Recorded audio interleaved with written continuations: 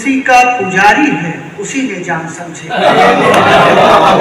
कोई भी हमारी तरफ भी यही मामला है, उस तरफ से भी यही है।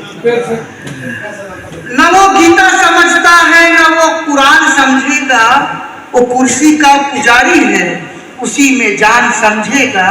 हमें क्या चीन से या रूसो पाकिस्तान से मतलब, हमें क्या चीन से या रूसो पाकिस्तान से मतलब, हमारे दर्द और गम को सिर्फ हिंदुस्तान समझेगा।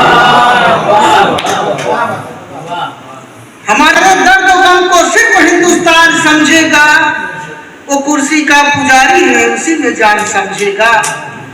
ये शेर जो अभी कुछ हालात आए थे, अब हमारी रूह जानो दिल हमारे आका हैं प्यारे, हमारी रूह जानो दिल हमारे आका हैं प्यारे, मगर इस बात को कब आज का शैतान समझेगा।